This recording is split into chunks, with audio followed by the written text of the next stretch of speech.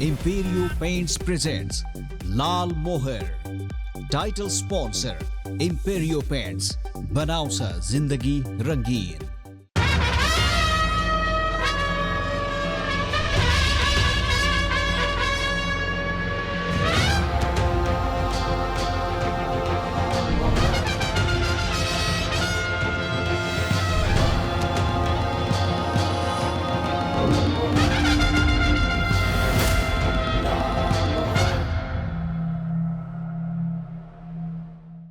नमस्कार, म रमेश प्रसाई।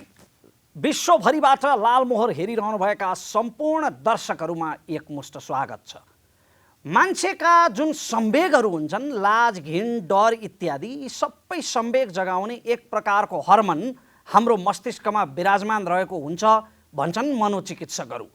त्यसो हो भने हाम्रो राजनीतिमा भइरहेका घटना परिघटना हेर्दा हाम्रा शीर्ष नेताहरूको शरीरमा चाहिँ, उनीहरूको मस्तिष्कमा चाहिँ त्यो हर्मनको मात्रा कम छ अथवा कतै सिद्धिसकेको त छैन भनेर परीक्षण गराउनु अत्यन्त आवश्यक देखिन्छ।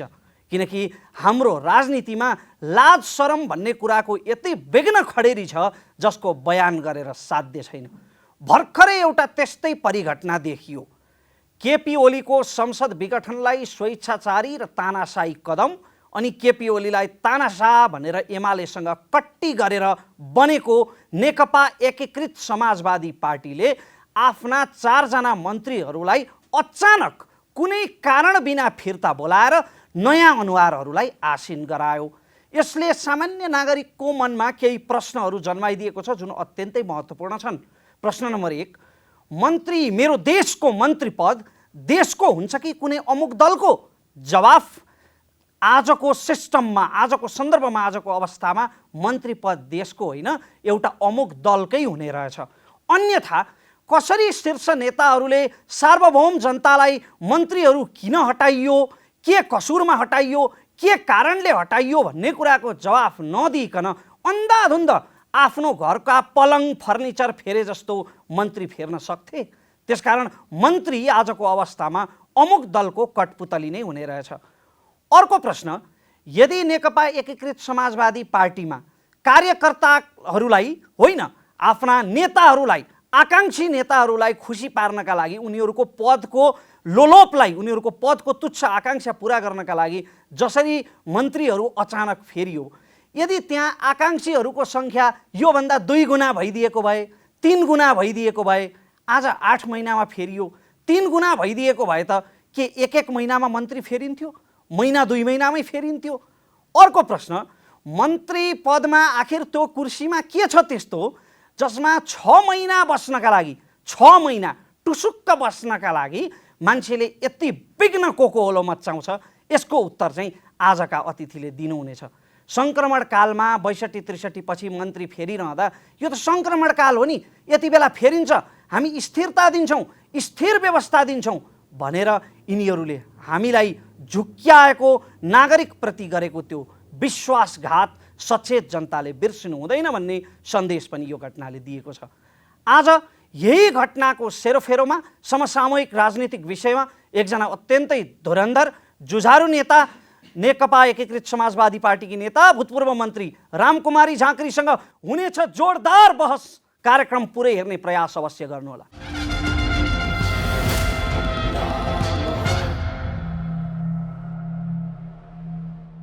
आदरणीय दर्शकवृन्द, मैले अघि पनि उद्घोष गरिसकेँ। आज हामीसँग नेकपा एकीकृत समाजवादी पार्टीकी नेता, भूतपूर्व मन्त्री रामकुमारी झाँक्री अतिथिको रूपमा हुनुहुन्छ। ताजा भूतपूर्व मन्त्रीज्यू, यहाँलाई स्वागत छ। यसै गरी हामीसँग अमृत साइन्स क्याम्पस लैनचौरका विद्यार्थीहरू सहभागीको रूपमा हुनुहुन्छ, उहाँहरूलाई पनि स्वागत गर्न चाहन्छु। र आजको बहसको उठान गर्नुभन्दा अघि यो सम्पूर्ण घटनाक्रमको विषयमा हाम्रो टिमले तयार गरेको यो रिपोर्ट अबको क्रममा प्रस्तुत गर्दैछौँ। 6 महिने मन्त्री विकास र सुशासनको बाधक। नेकपा एकीकृत समाजवादीका तर्फबाट मन्त्री बनेका रामकुमारी झाँक्री, विरोध खतिवडा, किसान श्रेष्ठ, प्रेम बहादुर आलेलाई पार्टीले फिर्ता बोलायो। उनीहरूको ठाउँमा 4 जना नयाँ अनुहार मन्त्रीका रूपमा पठायो। संस्कृति पर्यटन तथा नागरिक उड्डयन मन्त्रालयको जिम्मेवारी जीवनराम श्रेष्ठले पाए।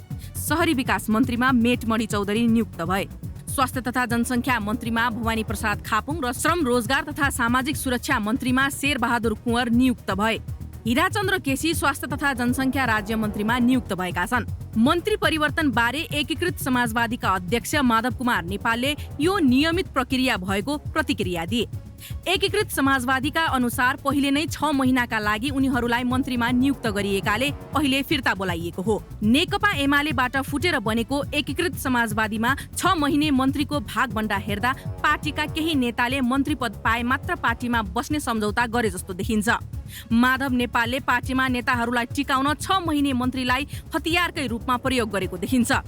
यसै गरी जनता समाजवादी पार्टीमा पनि हाल सरकारमा रहेका मन्त्रीलाई फिर्ता बोलाएर नयाँ मन्त्री पठाउने कसरत भइरहेको छ। यसरी पार्टी व्यवस्थापनका लागि मन्त्री बनाउने र फिर्ता बोलाउने परिपाटीले कुनै एक दललाई त लाभ होला, तर मुलुक र जनताले विकास सुशासनमा ठूलो मूल्य चुकाउनु पर्ने देखिन्छ। 6 महिनाको लागि बन्ने मन्त्रीलाई त्यति समय मन्त्रालय बुझ्दा बुझ्दै जान्छ। सुधार र विकासका कुरा त धेरै परका कुरा हुने नै भए। यसरी पटक पटक मन्त्री फेरिदा योजना बनाउने एउटा, कार्यान्वयनमा अर्को, एउटाले सुरु गरेको कामलाई अर्काले निरन्तरता नदिने, हरेक 6 महिने मन्त्रीले केही नयाँ गर्ने नाममा नयाँ नयाँ कार्य सुरु गर्ने र सम्पन्न केही नहुने समस्या निम्ताउँछ। मन्त्रीले एउटा मन्त्रालयको नेतृत्व गर्ने हो, त्यसका लागि कर्मचारी तन्त्रलाई विश्वासमा लिएर आफ्नो योजना कार्यान्वयन गर्नुपर्ने हुन्छ। भ्रष्टाचार एवं अनियमितता रोक्न मन्त्रालय एवं कर्मचारी तन्त्रमा राम्रो नियन्त्रण र पकड हुनुपर्छ। तर 6 महिना भनेर आएका मन्त्रीलाई कर्मचारीले पनि टेर्दैनन्। मन्त्री त आउँछन् जान्छन्, स्थायी सरकार त हामी हौ नि भन्ने कर्मचारीको सोच त्यसै पनि छ। यसकारण छोटो समयका लागि हुने मन्त्रीले मन्त्रालयको कर्मचारी तन्त्रबाट पनि सहयोग पाउँदैनन् र काम गर्न सक्दैनन्। कर्मचारीमा नियन्त्रण र पकड नभएपछि जनताले पाउने सेवा सुविधा र विकासका काम दुरुस्त हुन सक्दैनन् र भ्रष्टाचार मौलाउँछ। कुनै अर्थपूर्ण काम गर्न नसकिने स्पष्ट देखिँदा देखिँदै पनि दलका नेताहरूमा 6 महिने मन्त्री बन्ने चाहना उत्कट देखिन्छ। यस्तो होडबाजीले अर्को शङ्का पनि उब्जाएको छ, कतै यी नेताहरू पनि छोटो समयमै भ्रष्टाचार गरेर पैसा कमाउने नियतका लागि मात्रै मन्त्री हुन खोजेका त होइनन्। जे भए पनि 6 महिने मन्त्री बन्ने र बनाउने परिपाटी मुलुकको हितमा छैन, यसलाई निरुत्सान गर्नै पर्छ। म संवाद सुरु गर्न चाहे। रामकुमारीजी, यहाँलाई फेरि पनि स्वागत छ। Thank you Rameshji. मन्त्री पदबाट बिदा लिँदा बरबर आँसु झरे तपाईँलाई त्यसरी केले रुवायो रामकुमारीजी? बल्ल बल्ल पाएको मन्त्री पद गुमेको चोटले कि कुनै महत्त्वपूर्ण काम गर्न नपाएको झोकले?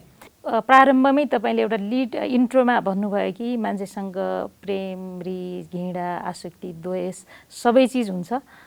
त्यो एउटा मान्छे कम्प्लिट हुनका लागि त्योसँग सबै चिज हुन्छ भन्ने कुरा यदि मान्ने हो भने मसँग पनि ती जम्मै चिजहरू थिए। तर कुन ठाउँमा एक्सप्रेस गर्ने या नगर्ने भन्ने कुरा चाहिँ सायद त्यो अलिकति कौशलताको कुरा रहेछ। त्यो कारणले मैले त्यो कुनै पनि मान्छेहरूको साथीभाइको बिदाई भन्ने चिज चाहिँ सुखद हुँदैन नि त। अनि यस्तो इमोसनल वातावरण भयो कि सुनिन्थ्यो कि छोडेर जाने मन्त्रीहरूका लागि सबै मान्छे स्वार्थी हुन्छन्, मतलब गर्दैनन्, आउनेको मात्रै ओलीबाट इन्तजार हुन्छ भन्ने कुरा।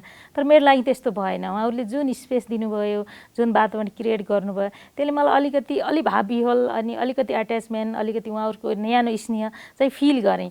अनि मेरो कमजोरी त्यो बेला मैले कन्ट्रोल गर्न सकिनँ। तपाईका सहकर्मीहरूको प्रेमले, त्यो स्नेहले, समर्पणले तपाईँलाई भावुक बनायो। अनि यो तपाईँले भने जस्तो हो, एकदम ठिक हो रमेशजी। अनि त्योभन्दा अगाडि के थियो भने मेन्टल्ली हामी चाहिँ फेरि फिर्ता हुने भन्ने कुराको लागि पार्टीले निर्णय गरेको थियो। पार्टीको निर्णय कार्यान्वयन गर्नको लागि हामी पार्टीलाई पनि भनेको, सार्वजनिक रूपमा पनि भनेको कि हामीले बनाएको बजेट सेसन चलिरहेको छ, त्यसमा हामीले डिफेन्स गरेर छोड्ने भन्ने कुरा पनि पूर्व निर्धारितै थियो हाम्रो। त्यो भएर त्यसले त कुनै कुरा फरक पारेन।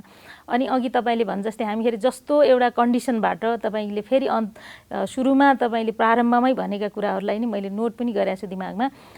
जस्तो हामी जुन गिभन कन्डिसनबाट मन्त्री भयौँ, सरकारमा आयौँ, पार्टी विभाजन भयो, त्यो हाम्रो लागि सुखद कुरा पनि थिएन। 8 महिना 20 दिन म मन्त्री भएको छु भनेर कति बेला खुसी हुने भन्ने सायदै मैले टाइम पनि पाइनँ। त्यो भएर म आफ्नो काम जति दिन थिए मसँग मैले बेस्ट मेरो आफ्नो एउटा एफोर्ट लाउँछु भन्ने हिसाबले नै काम गरे भएर। कति दिन थिए तपाईसँग? होइन जति दिन हुन्थे भन्ने कुरा आई मिन 8 महिना 20 दिन भयो नि होइन तपाईहरु 6 महिने करारमा मन्त्री नियुक्त हुनुभएको तर त्यो पद गलत। छोड्ने बेलामा त्यत्रो महाभारत किन भयो? त्यो गलत हो रमेशजी, त्यो गलत हो र त्यस्तो करारनामा पनि केही होइन। पार्टीले पठाउने सिस्टमभित्र त दलीय व्यवस्थामा पार्टीले नै पठाउँछ, तर पार्टीले पठाउँदा 6 महिना या 6 दिनको कुरा हुँदैन। त्यति बेलामा जति बेला पनि फिर्ता हुनुपर्छ भनेर मेन्टालिटी हामीले प्रिपेयर नै गरेर बसेका हुन्छौँ र खास गरी मन्त्रीहरूले चाहिँ मेरो यसपछि 10 सेकेन्ड पछाडि पनि म चाहिँ नहुन सक्छु भन्ने ठानेरै काम गर्नुपर्छ भन्ने। तर जसरी प्रदेशमा मुख्यमन्त्रीहरू फेरिने चर्चा चलिरहेको छ, जसरी तपाईको पार्टीका शीर्षस्थ नेताहरूले बोले यो 6 महिने करार नै थियो भनेर, अनि तपाईहरुलाई मात्रै पत्याउनलाई तपाई एक्लो बृहस्पति हो र 6 महिनाकै लागि जानुभएको नि अब यस्तो छ, उहाँहरूको निर्णयलाई जस्टिफाई गरिदिनलाई अनि उहाँहरूले भनेको कुरालाई ठिक हो भनिदिनलाई चाहिँ हामीले भनौँला होइन। तर कहीँ त्यस्ता करारनामा गरेका पत्र सार्वजनिक भाषण नि अब त्यो स्थितिको चाहिँ हाम्रो त्यो कन्डिसनबाट भएको पनि थिएन। कसैले भने होलान्, उनले व्यक्तिगत हिसाबले भने होलान् र फेरि मन्त्री तिमी 6 महिना या 3 महिना भयो भनेर भनिने चिज पनि होइन। किनभने म सर्ट टर्मको लागि मन्त्री हुँ भने पनि त्यो कुराहरू अन्तरयमा नै राखिदिनुपर्छ, गोप्य नै राखिदिनुपर्छ, ताकि जाने मन्त्रीले गएर इन्स्टिट्युसनल रिफर्मका कामहरू गर्नको लागि उसलाई इन्भाइरोमेन्ट होस्। किनभने यो 6 महिनापछि गइहाल्छ भन्ने भयो भने मान्छेले आफूले गरेका इनिसिएटिभहरूमा सपोर्ट नपाउन पनि सकिन्छ त्यहाँभित्रको स्थायी ब्युरोक्रेसीबाट। त्यही भएर त्यस्तो भनिने विषय पनि होइन, तर मनमा हामी सबैले मनमा नै राखिरहने विषय चाहिँ हो। जसरी 6 महिनाका लागि गाथे मन्त्रीहरू भनेर हाम्रो शीर्षस्थ नेतृत्वबाट त्यो भनाइ आइरहेछ, त्यसले चाहिँ आफ्नो निर्णयलाई त हामी पार्टीका कार्यकर्ताले मानि नै हाल्छौँ, तर त्यसले उहाँहरूकै कद घटाएको छ जस्तो लाग्छ मलाई। कद घट्ने कुरामा नि जुन सत्तो सराप सामाजिक सञ्जालमा तपाईको पार्टीमा देखियो, हस्ताक्षर सङ्कलनसम्मका घटना भए, तपाईकै शब्दमा त्यहाँ घृणित व्यक्तिहरू, निम्न स्तरका व्यक्तिहरूको बिगबिगी छ तपाईको पार्टीमा, त्यसो भए तपाईँ के रुँगेर बसिरहनु भएको छ? त्यसो होइन, मैले यो पार्टी बनाउने, हामी यो पार्टी बन्छ भन्दै गर्दाखेरि केही हाम्रा समर्पणहरू, केही सङ्कल्पहरू थिए, त्यसको आधारमा यो पार्टी बनाउने प्रक्रिया सुरु भयो हो। भर्खरै पार्टी बनाउन सुरु भएको पनि तपाईँको 10 महिना भर्खर पुग्दैछ। त्यसले गर्दा यो 10 महिनामा हामीले सङ्गठनात्मक रिफर्म अनि त्यसपछि सैद्धान्तिक हिसाबले आफ्नो धरातल अनि हाम्रा आनी बानी र आचरणहरू सुधार्ने कुरामा काफी कामहरू बाँकी छ। त्यो ठुलो एउटा खड्कुलोमा पकाएको अथवा डेक्चीमा पकाएको भातलाई हामीले सानो एउटा कसौडीमा त्यही विशेषतासहितको भात नै ल्याएर यता आएका थियौँ। त्यसकारण 10 महिनामा त्यति धेरै यो पार्टी ट्रान्सफर्म चाहिँ भएको छैन। जब यो रूपान्तरण हुने प्रोसेसमा भएको छ, रूपान्तरित नभइसकेको भएर समाज व्यवस्थाभित्रका सबै प्रवृत्ति पात्रहरू त्यहीँबाटै हामी आएका छौँ नि त। त्यही कारणले त्यसलाई पनि धेरै उचितै काटेर पनि केही हुन्न, बिस्तारै त्यही पार्टीभित्र रूपान्तरणका एजेन्डासहित काम गर्ने प्रयास चाहिँ मैले गर्छु, म सहितको केही साथीहरूले गर्छौँ। हो, तपाईँले यति धेरै प्रेम गरेको, अत्यन्तै अग्रपङ्क्तिमा लागेर तपाईँले बनाएको पार्टीमा तपाईँको हैसियत त मेरै जति त रहेछ नि। किनभने तपाईँहरू हट्दै गरेको कुरा मलाई पनि मिडिया मार्फत थाहा भयो, तपाईँलाई पनि मिडिया मार्फत थाहा भयो। यो चाहिँ दुर्भाग्य भयो, यो दुर्भाग्य भयो। किनभने हामीले चैततिर होला म त्यही यस्तो हुन्छ, अब कामको शैली आफ्नो आफ्नो हुन्छ। म चाहिँ एकदमै म्याक्सिमम टाइम पनि दिएँ अनि मनैदेखि दिएँ र कुनै कामको परिणामकै लागि पनि काम गरे भएर साथ एकदमै व्यस्त हुन्थेँ। पार्टी कार्यालयतिर अब गइराख्ने पनि एकदम टाइम नहुने, फेरि मन्त्रालयमै मान्छे भेट्न आउने, दिनमा 1500 मान्छे भेट्ने भने पनि ठट्टा होइन। म्याम 21औं शताब्दीको सूचना प्रविधिको युगमा सूचना लिन पार्टी कार्यालय नै त धाइरहनु पर्ला। ओके, त्यसमा तपाईँले भनेको कुरा रमेश ठिक हो कि, तर पार्टी कार्यालय नगएर पो मेरो केही कमीहरू भएछ कि भन्ने सन्दर्भमा कुरा गर्दै गर्दा दिनमा 1500 जति मान्छे सधैँ भेट्थेँ। मेरो टाउको रन्ध्र नै दुख्ने हुन्थ्यो जहिले पनि मान्छेलाई पर्सनली डिल गर्दा। म 9 बजीसम्म मन्त्रालयमा भइरहन्थेँ। म बस्दै गर्दा मेरो मन्त्रालयको टिम साथीहरू उनका घर परिवारलाई पनि कति अप्ठ्यारो भयो होला अहिले महसुस गर्छु। अनि त्यसपछि एकजना मन्त्री सांसद नभएको गैर सांसद पार्टीको नेता साथीले एकजना हाम्रो मन्त्री दाइलाई फोन गरेर तपाईँहरू मन्त्रीको शपथ खाएको कहिले हो रे फलानुजी भनेर फोन गरे। कहिले हो, कार्तिक मङ्सिर कहिले, असोजतिर कहिले हो भन्नुभएछ। अन्त कसले कसलाई भन्नुभयो, मूर्त रूपमा भन्नु होइन, त्यसलाई चाहिँ नभनौँ भयो। त बुझ्नै कति कुरा नभनेरै मिठो मिठो लाग्छ नि त। अनि त्यसपछि त्यसो भन्दा अनि तर नारायण गोपालको गीत र राजनीतिमा धेरै फरक छ, एकदम फरक छ। हजुर। अनि त्यसपछि अनि साथीहरूले काउन्टडाउन सुरु गरेछन् भन्ने भइसकेपछि अनि एक दिन हामी चारैजना मन्त्री अध्यक्षज्यूलाई भेट्यौँ। अरू नै इस्युहरू पनि थिए हाम्रा कामका। अनि तपाईँहरूले पार्टीले पठाएको हो, पार्टीले फिर्ता गर्दाको दिन त हामी पार्टी निर्णय मान्छौँ नै, यो पार्टी बनाउने उसमा पनि छौँ, अनि इलेक्सनको मुखमा पनि छौँ र हामी सबै मान्छे भोलि इलेक्सनमा पनि जानुपर्ने भए भएर अलिकति पूर्व सूचना हामीलाई भयो भने कोही मान्छेहरूको व्यवस्थापनको कुरा गर्न नै छ भने पनि पूर्व सूचना दिनु होला, जो कुरा हामीले टेलिभिजनबाट सुन्न नपरोस्।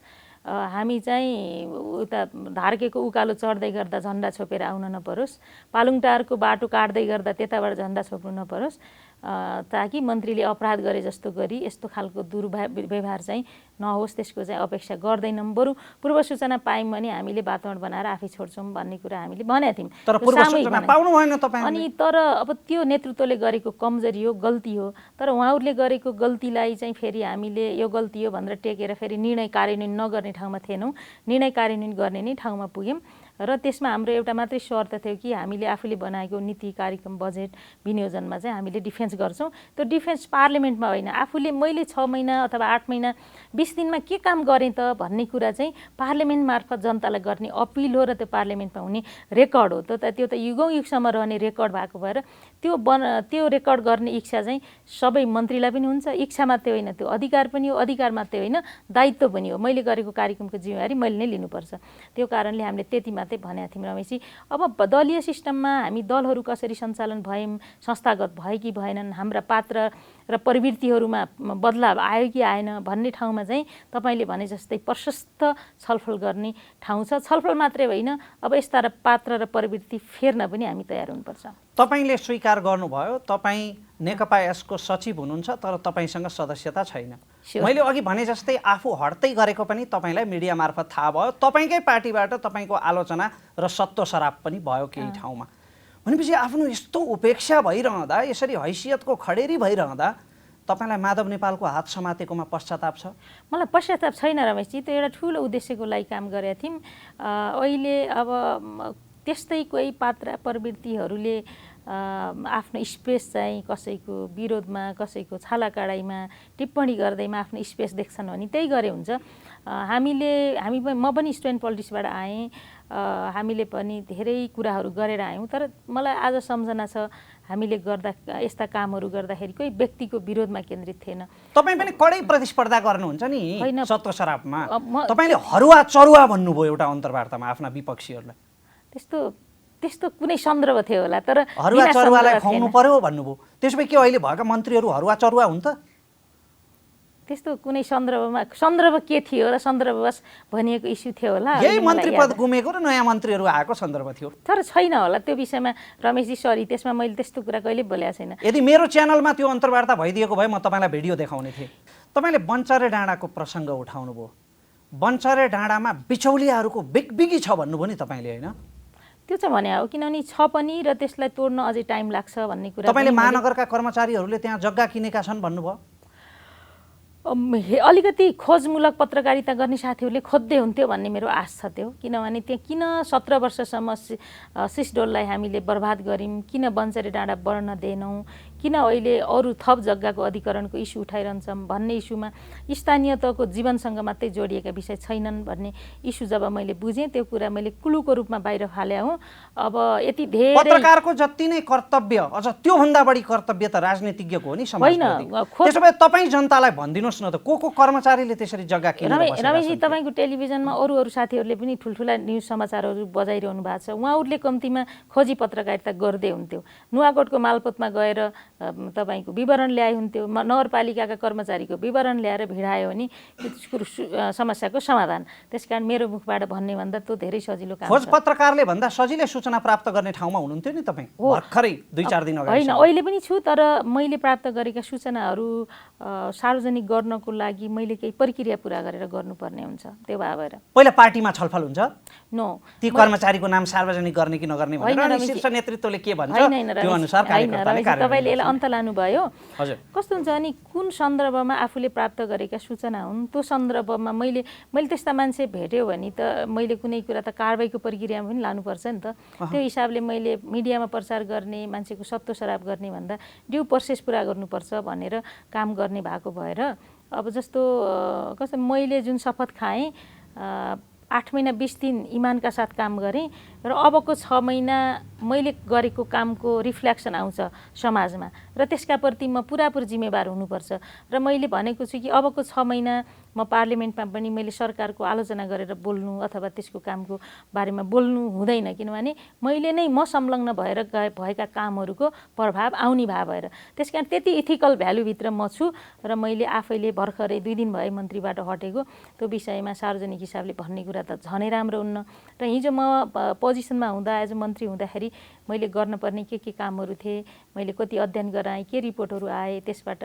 हामीले के प्रोसेस सुरु गऱ्यौँ भन्ने कुरा यो प्रोसेसमै भएको भएर त्यतातिर अहिले चाहिँ मैले सार्वजनिक गर्नु राम्रो हुँदैन। जस्तो महिनौसम्म काठमाडौँको फोहोर त्यसरी थन्कियो डङ्गुर थुप्रियो आज पनि बन्चरे डाँडामा जम्मा 60 मिटर बाटोको कारणले त्यहाँ प्राविधिक कठिनाइहरू उत्पन्न भइरहेका छन्। यी सबै सन्दर्भहरू हेर्दा काठमाडौँमा अहिले फैलिएको हैजाको मूल स्रोत खोज्ने हो भने त्यही फोहोरको डङ्गुर भेटिन्छ सम्भवतः हुन सक्छ। यसले तपाईँ शहरी विकास मन्त्रालयबाट असफल भएर फर्केको प्रमाणित गर्दैन र? गर्दैन। म सफल भएर फर्केको त किन प्रमाणित गर्छ भने नयाँ संविधान जारी गरेर सङ्घीयता हामी जब अभ्यास गऱ्यौँ स्थानीय तहलाई हामी 3टा तहको सरकारको अभ्यास गरेर आयौँ र फोहोर मैला व्यवस्थापन गर्ने काम पूर्णतः स्थानीय सरकारको र उसले गर्नुपर्छ। प्रदेश सरकारमा केही दायित्व छ वातावरणीय स्थानीय सरकारले गर्न सक्छ।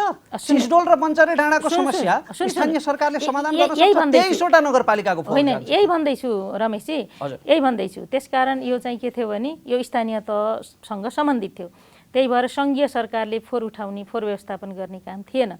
त्यही कारणले म मन्त्री भएर आइसके पछाडि यो काठमाडौँको समस्या मैले दैनन्दिन म काठमाडौँमा यहीँ हुर्केँ मैले यहीँ काम गरेँ मलाई थाहा छ र यसका समस्याहरूका बारेमा पनि थाहा भएर मैले यो मेरो मन्त्रालय अन्तर्गत एउटा फोहोर मैला प्राविधिक सहायता केन्द्र भनेर म आएको मेरो विचारमा त्यस्तै 15-16 दिनभित्रै मैले चाहिँ एउटा सहायता केन्द्र चाहिँ स्थापना गरेँ मन्त्री स्तरको निर्णयले। हामीले कुन प्रकारको फोहोरलाई कुन टेक्नोलोजीद्वारा विसर्जन गर्ने कुन भोल्युमको फोहोरलाई कुन प्रविधि लगाउने र हामीले फोहोरलाई स्रोतमा सेग्रिगेट गऱ्यौँ भने त्यसलाई विसर्जन गर्ने तरिकाहरू त्यसको म्यानुअलहरू बनाउने एउटा काम त्यो गर्दै थियौँ भने अर्को काम नगरपालिकाहरूमा इन्भेस्टमेन्ट लगानी गर्दाखेरि सङ्घीय सरकारको होस् अथवा विभिन्न हाम्रो ग्रान्ट हाम्रा विकास साझेदारहरूको ग्रान्ट या लोनको कुरा होस् त्यो काम गर्नको लागि फोहोर मैला सोलिड वेस्टको कामलाई चाहिँ पहिलो प्राथमिकता नदिकन इकोनोमीलाई हामीले भाइब्रेट र लिभेबल सिटी बनाउन सक्दैनौँ भन्ने निष्कर्षका साथ हामीले यो काम गरिरहेका थियौँ। त्यही कारणले मेरै पालामा पश्चिमका 4वटा सहरहरूमा सेनिटरी ल्यान्डफिल साइटको काम सँगसँगै एडिबीको ऋण सहायतामा हामीले काम अगाडि बढायौँ। वीरगञ्ज नेपालगञ्ज जस्ता सहरहरूमा पहिला सुरु भएको प्रोजेक्ट थियो मभन्दा अगाडिको मन्त्रीज्यूहरूले त्यसलाई कम्प्लिट गऱ्यौँ र विराटनगर जनकपुर लगायतका ठुला सहरहरूमा काम सुरु गऱ्यौँ। बन्चरे डाँडा ल्यान्डफिल साइट पनि त्यस्तै थियो। पहिला यो त्यही स्रोत केन्द्रले बनाउने भनेको थियो के भयो बनाउन सकेन अनि पछि शहरी विकास मन्त्रालयले ह्यान्डओभर गर्यो समस्या भए त्यो बन्न नसकेर बसिरहेको थियो। म आइसकेपछि म पहिला चाहिँ एकदम लो प्रोफाइलमा गएर साइटमा हेरेर काम गरेर आयौँ। त्यस पछाडि कन्ट्र्याक्टरको साइडमा केही प्रब्लमहरू थियो त्यसको सल्भ गरेर काम हुँदै थियो। चैतमा उसले त्यो टेन्डर चाहिँ ठेक्का चाहिँ बुझाउने कार्यक्रम थियो तर पछि स्थानीयले त्यो ठेक्का बुझाइसकेपछि यो सिस्टोलको फोहोर बन्चरेमा लैसकेपछि हाम्रा आवाजहरू सरकारले सुन्दैन भनेर उहाँहरूले साइट बन्द गर्नुभयो। साइट बन्द गरेर काम गर्न नदिएपछि हामीले केही निर्णयहरू गऱ्यौँ जुन निर्णयले बल्ल शहरी विकास मन्त्रालयलाई रोल दियो। यसमा चाहिँ फोहोर मैलाको व्यवस्थापनको लागि प्राविधिक सहायता पनि महानगरपालिकालाई गर्ने फोहोर मैलाको म्यानुअल पनि बनाइदिने फोहोर मैलालाई चाहिँ त्यो पोस्ट क्लोजरको इस्युमा पनि केही काम गर्ने त्यो डेडिकेटेड बाटो पनि शहरी विकासले बनाउने थिएन पहिला भौतिक विकास मन्त्रालयले बनाउने थियो। त्यो बाटो चाहिँ हामीले टेकओभर गऱ्यौँ अनि त्यही टेकओभर गरेको बाटोमध्ये 200 मिटर बाटो चाहिँ त्यो सिस्डोलको फोहोरको त्यो पहाडबाट जानुपर्छ। त्यहाँ यो बिचमा मैले नै काम गर्दाखेरि पनि कहिले कुनै दिन चाहिँ हामीले रातिमा करिब 32-40 ट्रिपर त्यो गिटीहरू हाल्यो भने 2 दिनमा दाबिएर कहाँ पुग्छ। अनि त्यसपछि त्यसलाई चाहिँ अहिले त्यो जालीहरू हालेर अलि लचकदार बाटो बनाउने गरी शहरी विकास मन्त्रालयले अलिकति त्यो प्रविधि पनि डेभलप गरेको छ। अनि त्यसको आधारमा काम गर्ने भन्यो फेरि नेपाल सरकारको खरिद कानुनको खरिद प्रक्रिया के छ भने 35 दिनको सूचना 15 दिनको सूचना फेरि 15 दिनको आशयको सूचना फेरि के सूचना 3 महिना लाग्छ। अन्त 3 महिना लाग्यो भने त यहाँ काम हुन सक्दैन भनेर क्याबिनेटबाट छोटो खरिद प्रक्रियाको निर्णय गराएर यो काम चाहिँ तुरुन्तै सक्ने भनेर हामीले यो काम सुरु गऱ्यौँ र अब त्यो 3 पिप्लेदेखि बन्चरे डाँडासम्मको समस्या त हल हुन्छ र काठमाडौँमा म यो स्थानीय जनप्रतिनिधि निर्वाचित भएर नआउँदै म निर्वाचनबाट फर्किएपछि पनि हामीले केही काम गरेका थियौँ। त्यो काम काठमाडौँमा एक दिनमा 12,000 मेट्रिक टन फोहोर जम्मा हुन्छ, 5 दिनमा 60,000 हुन्छ। कल्पना गर्नुहोस् यो। अनि त्यही बेलामा ठुलो बाढी पानी आयो भने त्यो फोहोर जम्मै लएर ढलमा कोचिन्छन् र ढलका मुखहरू माथितिर ठुला र तलतिर साना छन्, एक्जिट हुने ठाउँ नै छैन। यति विकराल अवस्था छ काठमाडौँको। त्यो विस्फोट हुन्छ भनेर मैले चाहिँ म यो सबै पक्षलाई जानकारी पनि गराएँ र हामीले त्यो शहरी विकासको तर्फबाट त्यो बाटोको निर्माण गर्ने कुरा पनि गुड कन्ट्र्याक्टर, यसले राम्रो क्रेडिबल कन्ट्र्याक्टरले पार्नु भएको छ ठेक्का, अनि उहाँहरूले त्यो काम गर्नुहुन्छ भन्ने मेरो विश्वास छ। हुन्छ, तपाईँले गरेका नीतिगत सुधारहरू कतिको तथ्यमा आधारित छन् भन्ने कुराको मूल्याङ्कन गर्ने नै छ। अनि रमेशजी अर्को भन्छु, जुन दिन तपाईँलाई त मन्त्री छोड्नलाई तपाईँ धरधरी रुनुभयो भनेर कसैले मलाई गर्ने व्यङ्ग्यको लागि चाहिँ मैले केही भन्नु छैन। तर त्यही दिन पनि हामीले 3 पिप्लेबाट बन्चरे डाँडा जाने बाटो हामीले बनायौँ। बालाजुबाट 3 पिप्ले जाने बाटो अहिले बर्बाद अवस्थामा छ। त्यो भौतिक योजनाले बनाएको राष्ट्रिय राजमार्ग हो, पासाङ लामु राजमार्ग। भौतिक मन्त्रालयले राष्ट्रिय राजमार्ग फिडर रोडहरू बनाउँछ, त्यो कारणले गर्दा त्यो बाटो भौतिक योजना मन्त्रालयले ठेक्का लाएको थियो 72मा ठेक्का लायो, कन्ट्र्याक्टरले कामै गरेन, उहाँहरूले ठेक्का तोड्न खोज्नुभयो, तोड्न मिलेन।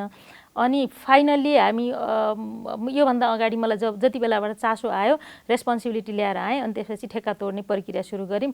ठेक्का तोडेको फेरि कन्ट्र्याक्टर चाहिँ अदालत गएछ, अनि अदालत गइसकेपछि स्टे अर्डर जारी गर्नुभन्दा अगाडि छलफल गरौँ भनेर मैले कानून प्रधान न्यायाधीश सम्माननीयज्यूलाई भेटेर अनि यो इस्युमा यसरी यो चाहिँ यो पिआइएल भन्दा पनि यो त धेरै महत्त्वपूर्ण विषय हो, यो त काठमाडौँमा महामारी फैलिन्छ, यो बाटोको इस्यु चाहिँ स्पेसल्ली हेर्नुपर्छ भनेर जुन दिन मैले बेलुकी राजीनामा मन्त्रालयबाट बाहिरिँदै थिएँ त्यो बिहान 10:30 बजे भेटेर म यो काम पनि त गर्दै थिएँ।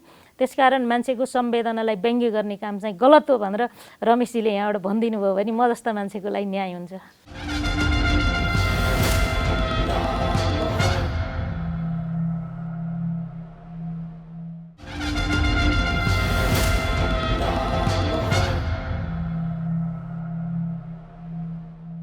मान्छेको संवेदनालाई व्यङ्ग्य गरिएको चर्चा तपाईँले गरिरहँदाखेरि मैले पार्टीको निर्देशन पनि मानिन अथवा पार्टीले अराएका पनि अवाञ्छित काम गरिन भनेर कतिपय ठाउँमा भन्नुभएको छ। तपाईँको पार्टीले त्यस्तो गर्नै नहुने अवाञ्छित काम के गर्न हरायो तपाईँलाई?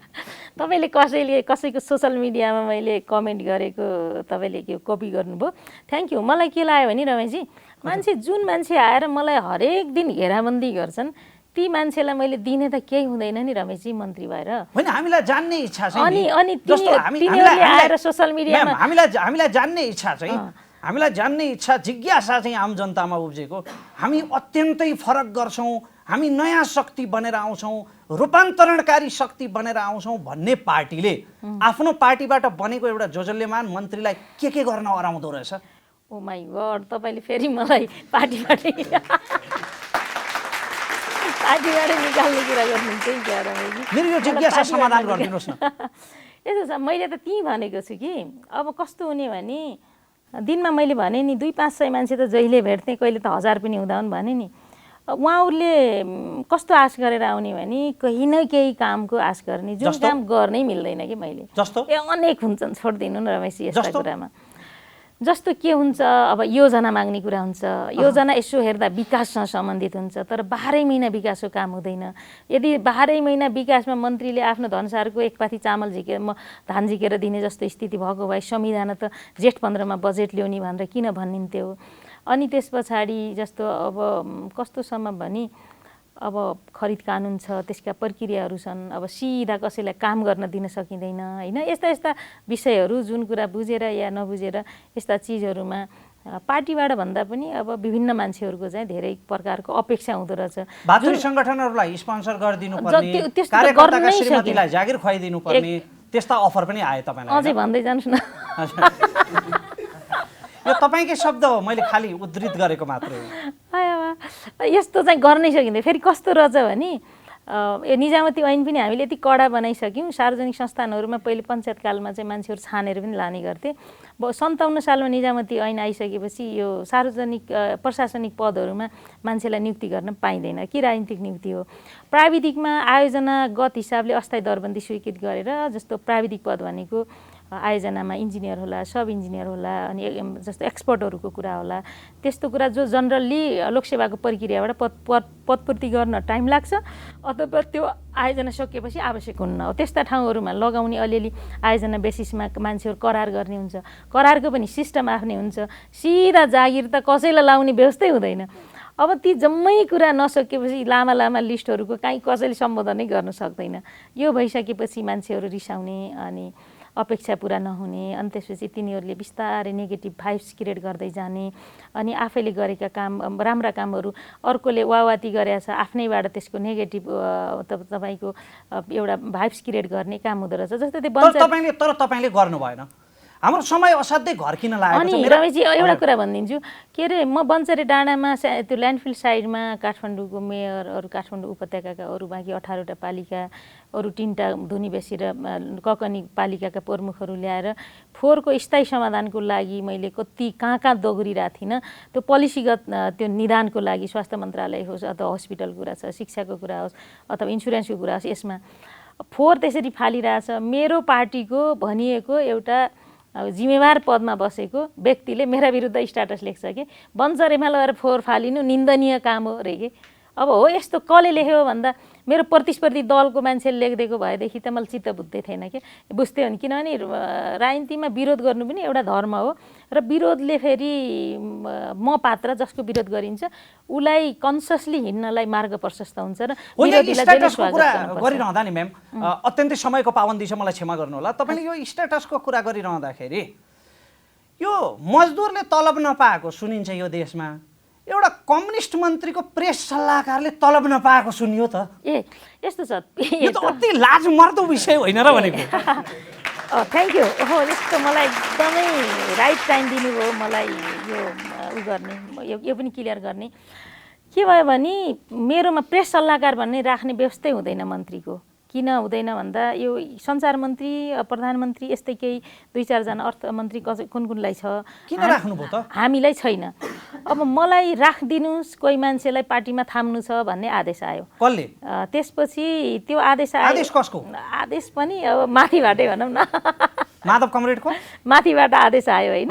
यो त अब तल मन्त्री त एकदम भइको निरीह प्राणी हो नि त। त्यसपछि मैले हुने रहेछ नि मन्त्री अनि त्यसपछि राख्दै राखिसकेपछि प्रेस सल्लाहकार भएर अथवा प्रेस सहयोगी भएर काम गर्ने गिवन काम भन्दा उहाँका कामहरू चित्तबुद्ध पनि थिएन। टु बी अनेस्ट यति ठुलो टेलिभिजनमा मैले भने उहाँले अहिले एक दिन उहाँले चाहिँ अहिले चाहिँ आफ्ना स्ट्याटसहरू धेरै मेटाउनु भएछ। थुप्रै स्क्रिनसटहरू हामीसँग पनि छन्। जस उहाँले तपाईँका विरुद्ध लेख्नु अनि लेख्ने मात्रै होइन, उहाँले उहाँको सहकर्मी लाएर भएका नभएका पनि लेख्नुभयो। त्यसपछि मलाई मेरो सहयोगी हो कि मेरो यो को राख्दैछु म आफै कन्फ्युज भएँ। अनि मैले माघको अन्तिम सातातिरबाट मैले उहाँलाई कम्प्लिटली नआउनु भने, अनि तर उहाँ मसँग एसोसिएट भए जस्तो नाटक गरिरहनु भयो। अनि कामदारले गल्ती गर्यो भने फायर गरिदिने कि भोकै राखिदिने? अनि फागुनसम्मको कुरा चाहिँ मैले तपाईँलाई तलब फागुनसम्मको काम गर्नु, 4 महिना मङ्सिर पुस माघ फागुन, त्यसपछि नआउनु नै भने 4 महिनाको तलब अलरेडी दिएको छु। आई हेभ भाउचर होइन, त्यसकारण उहाँलाई चाहिँ मैले तलब दिइसकेको छु। तर उहाँले चाहिँ के भने मेरो विरुद्ध लेख्दै पनि जाने, मेरो सहकर्मी मन्त्रीहरूका विरुद्ध लेख्दै जाने, प्रधानमन्त्रीका विरुद्ध लेख्दै पनि जाने र मेरो सचिवालयमा बस्ने, त्यो नैतिक रूपमा मिल्दैन थियो। खैर तपाईसँग उहाँलाई फायर गर्ने अथोरिटी थियो नि त? होइन, फायर त गरिसके। तपाईँलाई म फागुनदेखि चाहिँ उहाँलाई नआउनु भने, तर चैत वैशाख जेठ असार म हुँदासम्मको तलब सार्वजनिक क्लेम गरेर बस्नुभएछ उहाँ। त्यसपछि मैले लेखिसकेपछि उहाँले पुराना स्ट्याटसहरू मेटाइसक्नु भएको छ र उहाँको मैले 4 महिना उहाँलाई काम लागेको तलब दिएको भाउचर मसँग छ र अब सार्वजनिक रूपमा त्यो बेइज्जती गर्ने हिसाबले चाहिँ उहाँ उत्रेको जस्तो लाग्यो। त्यसकारण रमेशजी र सबै साथीहरू दर्शकवृन्द मैले के भन्न चाहन्छु भने असल मनसायले काम गरेर मात्रै पनि पुग्दैन, धेरै मान्छेहरूका इच्छाहरूलाई पनि पुरा गर्न सक्ने हो भने मान्छे वाह हुन्छ, अदरवाइज हुँदैन। त्यसकारण म यो जानेको छु कि मैले बहुजनको लागि, यो मुलुकको लागि, राष्ट्रको लागि म आफू अविचलित रूपमा काम गरेको छु। त्यसकारण यी अरू बाँकी को असन्तुष्ट भए, कसले लिन पाए, कसले दिन पाएनन् भन्ने कुरालाई मैले कति पनि ख्याल गरिनँ। त्यही कारण म आफू ठिक ठाउँमा छु। अत्यन्तै उत्तरार्धमा छौँ हामी, हामीले सहभागीहरू कहाँ पनि पुग्नु छ। एउटा अन्तिम प्रश्न तपाईँलाई मेरो तर्फबाट, तपाईँले एमाले नै छु जस्तो लाग्छ, सदस्यता कार्ड पर्समै छ भन्ने गर्नुहुन्छ, केपी ओलीसँगको तपाईँहरूको त्यो मनमुटाव पनि अब सर्वोच्च अदालतले लगभग सिद्ध्याइदिएको अवस्थामा अब एमालेमा कहिले फर्किने? अहिले त्यस्तो कुनै योजना छैन। यो पार्टी बनाउने हो, पार्टी बनाउने प्रक्रियामा भएको भएर हाम्रो पार्टीका नेताहरूले पार्टी पनि 4 जना मन्त्रीले चलाइदिनु पर्ने, सदस्यता पनि 4 जना मन्त्रीले छाप्नुपर्ने, सर्कुलर पनि उहाँहरूले नै हामीले नै जारी गर्नुपर्ने जस्तो व्यवहार प्रदर्शन गर्नुभयो र उहाँहरूले अहिलेसम्म पार्टी सदस्यता छापेर बाँडेको जस्तो। मैले 1 नम्बर प्रदेशको मुख्यमन्त्रीज्यूलाई पनि सोधेको थिएँ, अस्ति बैठकमा सँगै बसेका थियौँ, अनि त्यसपछि तपाईँसँग पार्टी सदस्य छ भन्दा छैन, अनि छापेका छन् के छैन भन्दा मलाई पनि थाहा भएन भन्नुहुन्थ्यो। अब त्यो मेरो पार्टी संस्थागत हुँदै गरे भएर त्यस्तो स्थिति बन्या होला। र किनभने पूर्ववर्ती पार्टी भएर स्वभावले एमालेको पार्टी सदस्यता त छ नि, अनि नेकपा हुँदाखेरिको छ, साथमै छ। फेरि मेरो हिस्ट्री चाहिँ कहाँ भने जोडिन्छ भने मैले 2050 सालमा पार्टीको सदस्यता पाएदेखिकै हिस्ट्री जोडिने भएर त्यो मेरो त जिन्दगीमा कमाएको चिजै त्यही भइहाल्यो। ऐतिहासिक त्यो सदस्यताको दाबी चाहिँ गर्नुहुन्न फेरि? होइन, त्यही दाबी गरिरहन्छु। हुन्छ, अब हामी सहभागीहरू कहाँ पुग्नेछौँ र अत्यन्तै संक्षिप्त प्रश्न राखिदिनु होला, समयको अति पाबन्दी छ। मेरो नाम Gokarna Saud, Amrit science campus, PSM BSc first year, र म हाल स्थायी ठेगाना बैतडी।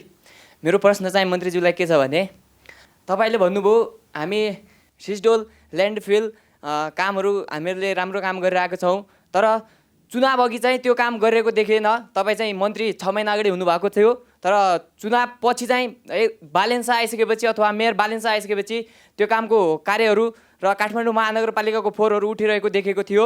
तर तपाईँ भने 6 महिना अगाडि नै मन्त्री भइसक्नु भएको थियो, त्यो चाहिँ 1 महिना अगाडि त्यो थुप्रो फोहोरहरू तपाईँ किन उठाउन सक्नु भएन? अर्को प्रश्न लिन्छु। नमस्ते, म चाहिँ प्रशान्त भट्ट, म चाहिँ अहिले किसपाङ 5 नुवाकोटबाट हाल चाहिँ अमृत साइन्स क्याम्पसको BSc फोर्थ इयरमा अध्ययनरत छु। मेरो प्रश्न चाहिँ मन्त्रीज्यूलाई के छ भन्दाखेरि, जस्तै तपाईँ सहरी विकास मन्त्री भइरहँदाखेरि तपाईँले गरेको जस्तै यो सहरको मात्र काठमाडौँको सहरको मात्रको समस्या होइन कि, जस्तै बाहिर फिल्डको सहरहरूमा कुन ठाउँमा गएर कुन फिल्डमा गएर तपाईँ कुन ठाउँमा भिजिट गरेर चाहिँ त्यहाँको समस्या के हो भन्ने विषयमा तपाईँले डाटा एनालाइसिस गर्नुभयो कि के छ त्यसको डाटा एनालाइसिस तपाईँले हाम्रो माझ देखाउन सक्नुहुन्छ या हुँदैन, त्यो सूचनामा म जान्न चाहन्छु। जस्तै चाहिँ तपाईँको यो सहरमा चाहिँ यो बस पार्क एरियातिर छ नि, तपाईँको गुट्खा पराग खैनी जस्ता कुराहरू चाहिँ खाँदै फाल्दै तपाईँहरूले त्यसमा ध्यानै नदिएको हो कि, अथवा खाएर थुकेर रोडै रातो बनाऊ भनेर छोडिदिनु भयो हो कि यो विषयमा? होइन, तपाईँले पनि थुक्नुहुन्छ फेरि आफै पनि? होइन, मैले थुक्दैन, मैले त आफ्नो यो विषयमा राखिरहेको छु। म थुक्ने भए यहाँ तपाईँसँग कुरा राख्नै आउँदैन, तपाईँले एक्सन लिन तपाईँको आशय आइसकेको छ, अर्को प्रश्न लिन्छु। नाम सफल अधिकारी, BSc फोर्थ इयर, अमृत क्याम्पसमा अहिले अध्ययनरत छु। मेरो प्रश्न मन्त्रीज्यूलाई के छ कि भन्दा, हामीलाई चाहिँ जनताहरूमा चाहिँ युवाहरू आएपछि चाहिँ समाजमा केही आमूल परिवर्तन आउँछ कि जस्तो हुन्छ कि, तर तपाईँहरू आएपछि पनि केही परिवर्तन, त्यस्तो आमूल परिवर्तन चाहिँ केही देखिएन क्या हामीमा। अत्यन्तै महत्त्वपूर्ण प्रश्न। अर्को पनि लिन्छु। नमस्कार, मेरो नाम कविराज नेपाल, म BSc फर्स्ट इयरको स्टुडेन्ट। मेरो प्रश्न चाहिँ निवर्तमान मन्त्रीज्यूलाई के भने, 2074 सालको चुनावमा जाँदा, सङ्घीय चुनावमा जाँदा तपाईँहरूको नारा के थियो भने स्थायित्व, शान्ति, विकास। तर अब नयाँ चुनाव, फेरि चुनाव आउँदैछ, हामी फेस गर्दैछौँ, तर अब तपाईँहरूको नारा बदलिनु पऱ्यो। अब फेरि त्यही छ जस्तो लाग्छ मलाई, केही परिवर्तन भयो जस्तो मैले फिल गर्नु पाएको छैन। हुन्छ, यी सबै प्रश्नहरूलाई संक्षिप्त रूपमा सम्बोधन गरेर हाम्रो अतिथिको एकदमै संक्षिप्त क्लोजिङ रिमार्क्स लिएर म टुङ्ग्याउँछु। हस्, थ्याङ्क यू रमेशजी। खास गरी साथीहरूको प्रश्नमा चाहिँ फोहोर मैला बन्चरे डाँडामा नयाँ नेतृत्व आएपछि गर्नुभयो भन्ने कुरा जुन गर्नु, तपाईँको नितान्त बायस, पूर्वाग्रही, झुट प्रश्न हो। त्यसका प्रति म निन्दा व्यक्त गर्न चाहन्छु। रियालिटीमा उभिएर कुरा गर्नुहोस् भन्न चाहन्छु। म असोजको 22 गते मन्त्री भएर आएँ। म आइसकेपछि सबैभन्दा पहिले म चाहिँ बन्चरे डाँडा ल्यान्डफिल साइडमै गएको थिएँ, जहाँ कन्स्ट्रक्सनको काम थियो। कन्स्ट्रक्सनको काम भएर कन्स्ट्रक्सनमा फोहोर खसाउने नभइकन फोहोर लगाएर फालिँदैन महोदय, यो पनि हेक्कार होस्। सिसडोल 40 मिटर पहाड भएको छ, त्यहाँ फोहोर फाल्न सकिँदैन। तपाईँहरूले सुनेका कुरा गर्नुभएको छ, हामी फिल्डमा गएर काम गरेका छौँ। त्यही कारणले त्यो फोहोरको पहाडलाई पोस्ट क्लोज गर्ने इस्यु छ र त्यसलाई पोस्ट क्लोज गर्ने कुन प्रविधिबाट भन्ने कुरा पनि हाम्रो मन्त्रालयले त्यही मैले बनाएको फोहोर मैला प्राविधिक सहायता केन्द्रलाई क्याबिनेटले एप्रुभ गरेर ठुलो संस्था बनाएको छ, त्यो मार्फत हामीले अध्ययन गरिरहेछौँ। र पोस्ट क्लोज हामीले इन्सिनेटरबाट गर्ने कि केबाट गर्ने कि केबाट गर्ने, हामीले कस्तो प्रविधि कति लगानी भन्ने कुराको अध्ययन भइरहेछ र अब छिटो त्यो काम हुन्छ। र अर्को कुरा काठमाडौँको फोहोर मैलाको कुरा चाहिँ विभिन्न कारणले फोहोर मैलाहरू चाहे फोहोर मैला उठाउने मान्छेहरूले अथवा ती संस्थाहरूले विभिन्न प्रकारका मान्छेहरूले महानगरपालिकासँग विभिन्न माग राखेर फोहोरहरू बन्द गर्छन् र फोहोर उठाउने काम मूलत महानगरपालिका स्थानीय तहको शहरी विकास मन्त्रालयको होइन। मैले यति दिन जे जति काम गरेँ मैले एक्स्ट्रा काम गरेको र मेरो आफ्नो गिवन कामभन्दा बाहिर गएर काम गरेको। म राति गएर पुलमुनिका फोहोरहरू उठाउने, फोहोरका लागि गाडी खोजिदिने, ल्यान्डफिल साइडमा मैले भौतिक योजना मन्त्रालय हुन्छ कि अर्को सिँचाइबाट हुन्छ कि स्क्याभेटरहरू पठाउने, राति गिटी हाल्ने, ग्राभेल हाल्ने, यी काम चाहिँ मेरा सामान्य त थिएनन्। तर मैले सहरभित्रको यो प्रतिदिन 12,000 मेट्रिक टन फोहोर जुन निस्किन्छ त्यसको व्यवस्थापन गर्ने काम सङ्घीय सरकारको दायित्वभित्र पनि पर्नुपर्छ भनेर गरेको अतिरिक्त काम। अब काठमाडौँभन्दा बाहिरको सहरको कुरा जनकपुर लगायतका सबै सहरहरूमा म घुमेको छु, गएको छु विभिन्न कार्यक्रममा। हामीले उहाँहरूलाई मेयरहरूलाई सबैलाई के भनेको छ भने तपाईँहरूका माथि अब हामीले अतिरिक्त लगानी सरकारले गर्ने हो नि, पहिला फोहोर मैला व्यवस्थापनमा जग्गा प्राप्ति गर्नुहोस्, हामी ल्यान्डफिल साइट बनाउँछौँ, त्यसलाई प्रविधि दिन्छौँ, त्यसको म्यानुअल बनाउँछौँ भन्ने कुरा गरेको भएर अहिले चाहिँ हामीले शुक्लाफाटा नगरपालिकामा सेनिटरी ल्यान्डफिल साइट, धनगढी उपमहानगरपालिकामा र यो प्रदेशको राजधानी तोकिएको गोदावरी नगरपालिकामा तीनवटामा यो काम सुरु भयो होला। किनभने मैले क्याबिनेटमा गएर इआइएको प्रक्रिया र खरिद प्रक्रिया सँगसँगै गर्ने भनेर प्रस्ताव लिएर पास गरेर ल्याएको थिएँ। त्यो काम अगाडि बढेको छ। अनि भीमदत्त नगरपालिकामा चाहिँ जग्गा प्राप्तिको ढिलो भएको कारणले त्यो भएन, अरू नगरपालिकामा यसरी काम भएको छ। जस्तो फोहोर चक्लेटका अथवा अरू चिजहरूका ऱ्यापरहरूको सन्दर्भमा के छ भने वातावरण मन्त्रालयले प्लास्टिक जन्य त्यो उत्पादनलाई चाहिँ स्रोतमै प्रतिबन्ध लगाउने भन्ने कुरा गर्यो। त्यो निर्णयलाई टेकेर शहरी विकास मन्त्रालय मार्फत हामीले केही काम गरौँ कि भनेर हेर्दा कानुनहरूले हामीलाई चाहिँ ओभरल्यापिङ भयो, सुविधा दिएन। त्यही भएर त्यो काम पनि फेरि स्थानीय तहले गर्ने भएर सिंहदरबारभित्र त प्लास्टिक जन्य सामग्रीहरू लान बन्देज नै गरेको छ, तर बाहिर चाहिँ त्यो छैन। त्यस कारणले त्यसलाई चाहिँ पहिलो कुरा एडभोकेसी पनि हो र कडाई नियमन पनि हो। सबैभन्दा पहिला त दोकानमा त्यसरी त्यो माला झुन्नाएर बेच्न नदिने, अनि त्यसपछि त्यसलाई अतिरिक्त नगरपालिकाले स्थानीय ट्याक्स लाउने गरेर डिस्करेज गर्न। कहिलेकाहीँ के हुन्छ भने कुनै कुरालाई नियन्त्रण गर्नलाई पोजिटिभ वेबाट ल्याउँदाखेरि ट्याक्स लगाइदिने, अतिरिक्त ट्याक्स लगाएर अथवा अरू कुनै कारणले पनि त्यसलाई नियमन गर्न सकिन्छ। जस्तो सिगरेटमा एकदम धेरै ट्याक्स छ, किनभने त्यो सिगरेटलाई डिस्करेज गर्न गरे हो।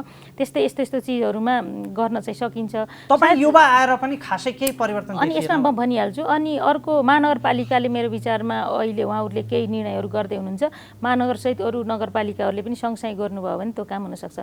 अब युवा आएर केही गर्नलाई युवा जादुगर हुनु पर्थ्यो। अब जादुगर भएको मान्छेले यसरी ट्याक ट्याक ट्याक ट्याक पारेर एक करोडका रुपियाँ निकाल्ने, त्यसपछि जाने बेलामा त्यो भिजिट हेर्न बसेका दर्शकसँग 150 रुपियाँ माग्ने, अब त्यस्तो जादुगर भएको भए त त्यो चमत्कारी काम गरिहाल्थ्यो। त्यो बस पारतिर यताउता बस्छ नि त्यसले। तर मान्छे रियालिटीमा मान्छे भएर जादुगरले जस्तो काम गर्दैन।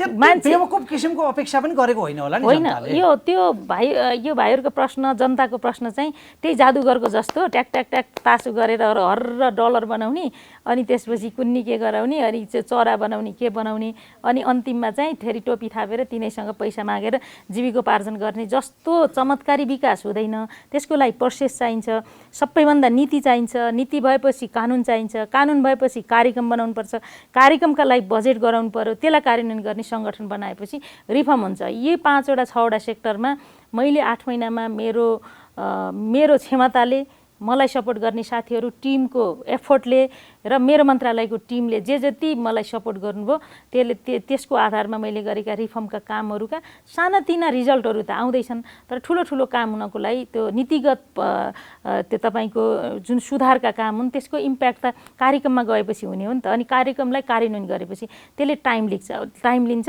अनि अर्बनको इस्यु चाहिँ फेरि के रहेछ भने एकदम ढिलो गतिमा हुन्छ। जस्तो बिजुलीको लाइन जोड्दै बत्ती बोल्छ, काट्दै बत्ती जान्छ नि, त्यस्तो चमत्कारी हुँदैन। एकदमै त्यो मान्छे, समाज र त्यसको रियालिटीसँग यी जम्मै चिज जोडिने भएर यसले बिस्तारै गति लिन्छ। मैले आज सबै कुरा भन्न पाइनँ। मैले गरेका एउटा प्रश्न छुट्यो। तपाईहरुले स्थिरता भनिरहनु भयो, दिन सक्नु भएन, अब के मुख देखाएर चुनावमा जानुहुन्छ? अब स्थायित्व र स्थिरताको इस्यु चाहिँ के छ भन्दा हामीले जिम्मा त लिनु पर्यो नि त। होइन, व्यक्तिको स्थायित्वको कुरा त अब हुन सक्दैन, तर हामीले सिस्टम प्रणालीको स्थायित्वको कुरा गर्ने हो। त्यो स्थायित्वको कुरा गर्दा अब भर्खरै संविधान जारी गरिसके पछाडि स्थानीय त दोस्रोचोटि र सङ्घको पहिलोचोटि चुनाव भएर अब दोस्रो चुनाव जाँदैछौँ। त्यस कारण कहिलेकाहीँ समयले पनि एउटा सबै चिजलाई म्याच्योर्ड बनाउँछ भन्ने जस्तो लाग्छ। त्यसले गर्दाखेरि चाहिँ यो हामीले समय सँगसँगै केही चिजहरूलाई स्थायित्वतर्फ लान्छौँ होला, किनभने संविधानमै हामी कति धेरै व्यवस्था गऱ्यौँ, कानुन संरचना गऱ्यौँ। यो गाई जात्रा स्वाभाविक हो। पोलिटिक्समा यस्तो हुने रहेछ रमेशजी, के हुने रहेछ भने पोलिटिक्समा यी विविध खालका आकाङ्क्षा भएका मान्छेहरू आउने ठाउँ हो क्या यो पोलिटिक्सभित्र हजार ढोकाबाट मान्छे छिर्छ, तर एक्जिट हुने बाटो एउटा मात्रै छ। त्यो के हो भनेर मलाई नसोध्नु होला भन्न चाहन्छु। त्यो के हो तपाईँले दिनुहुन्छ त्यसको जवाब? मृत्यु। यस, राजनीतिमा हजार ढोकाबाट मान्छे छिर्छन् र एक्जिट हुने, रिटायरमेन्ट हुने एउटा मात्रै ढोका छ। त्यसले गर्दा यसका आकाङ्क्षाहरू, व्यक्तिका आकाङ्क्षा पनि त्यो व्यवस्थापनले पनि के भएको छ, व्यवस्थामा अस्थिरता सिर्जना भएको छ। त्यसो भन्दै गर्दा मैले के कुरालाई डिनाइ गर्दिनँ भन्दा यो किन हुन्छ त भन्नुभयो भने पनि त्यसलाई मैले साथीहरूले अन्याय गरेको ठान्छु। तपाईँ, म या समाजका प्रत्येक मान्छेले के सोच्छौँ, के गर्छौँ, हाम्रो अन्तर्क्रिया, हाम्रो सोच, हाम्रो व्यवहार नै समाजको रियालिटी हो नि त। हो, त्यो रियालिटीले हाम्रा व्यवस्था, प्रणाली, सिस्टम सबै चिजलाई प्रभावित गर्छ। उदाहरणको लागि अघि रमेशजीले त्यो इन्ट्रोमा यति मिठो कुरा बताउनु भयो कि त्यो मान्छेले मैले कसलाई राख्छु, कसलाई दिन्छु, त्यो भनौँ न मन्त्री पद भने त राष्ट्रको हो नि भन्ने कुरा उहाँले भन्दा मेरो उसमा यो त पाखुरामा काँडा उम्रिरहेको थियो क्या।